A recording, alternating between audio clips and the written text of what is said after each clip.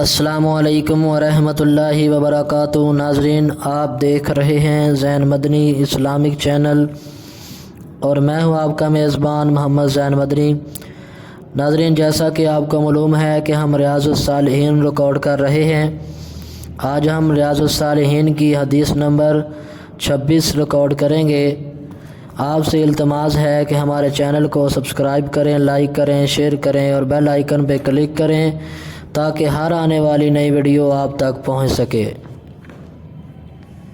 نحمدہ ونصلی علی رسولہ الکریم، اما بعد فاعوذ باللہ من الشیطان الرجیم، بسم اللہ الرحمن الرحیم۔ ریاض الصالحین جلد اول اور باب نمبر 3، باب الصبر، صبر کا بیان، اور حدیث نمبر 26۔ حضرت ابو سعید سعد بن مالک بن سنان خدری رضی اللہ عنہ سے روایت ہے کہ انصار کے کچھ لوگوں نے رسول اللہ صلی اللہ علیہ وسلم سے کچھ طلب کیا تو آپ نے انہیں عطا کیا۔ انہوں نے پھر سوال کیا تو آپ نے انہیں پھر دیا، حتیٰ کہ آپ کے پاس جو کچھ تھا ختم ہو گیا۔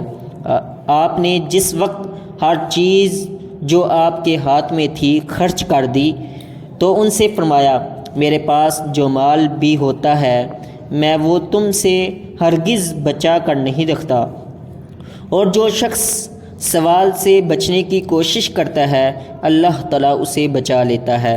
جو بے نیازی اختیار کرتا ہے اللہ تعالیٰ اسے لوگوں سے بے نیاز کر دیتا ہے، اور جو صبر کا دامن پکڑتا ہے اللہ تعالیٰ اسے صبر کی توفیق دے دیتا ہے۔ اور کوئی شخص ایسا عطیہ نہیں دیا گیا جو صبر سے زیادہ بہتر اور وسیع تر ہو۔ اسے بخاری و مسلم نے روایت کیا ہے۔ حافظ صلاح الدین یوسف صاحب اس حدیث کے فوائد و مسائل اخذ کرتے ہوئے پہلا مسئلہ یہ تحریر کرتے ہیں کہ اس میں نبی اکرم صلی اللہ علیہ وسلم کے جود و کرم، سماحت اور مکارم اخلاق کے بیان کے علاوہ صبر و قناعت اور استغنا اختیار کرنے، دست سوال دراز کرنے سے بچنے اور خودداری کو برقرار رکھنے کی ترغیب و تلقین ہے۔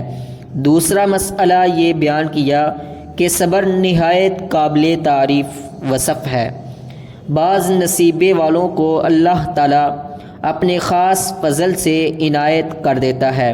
اگر کوئی شخص کوشش کر کے حاصل کرنا چاہے تو اللہ تعالیٰ اسے بھی نوازتا ہے۔ اس لیے ایک لحاظ سے یہ کسبی بھی ہے۔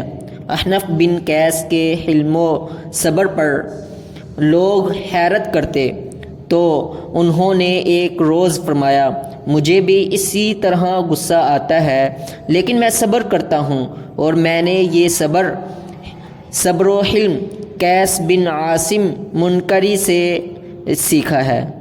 اور وہ اس طرح کہ ایک دفعہ ان کے بھتیجے نے ان کے بیٹے کو قتل کر دیا۔ پولیس قاتل کو پکڑ لائی اور انہوں نے اس کی مشقیں باندھ کر رکھی تھیں۔ قیس نے دیکھ کر کہا، تم نے نوجوان کو پریشان کیا ہے، اسے کھول دو۔ پھر اسے مخاطب کرتے ہوئے کہا، نوجوان، تو نے نہایت برا قدم اٹھایا ہے، اپنی قوت کو کمزور کیا ہے اور اپنے دشمن کو ہنسایا ہے۔ پھر کہا، اسے چھوڑ دو اور لڑکے کی ماں کو دیت ادا کر دو۔ کہتے ہیں وہ لڑکا چلا گیا، لیکن قیس نے اس پوری گفتگو کے دوران اپنی حیت بھی نہ بدلی اور نہ اس کے چہرے کے اثرات بدلے۔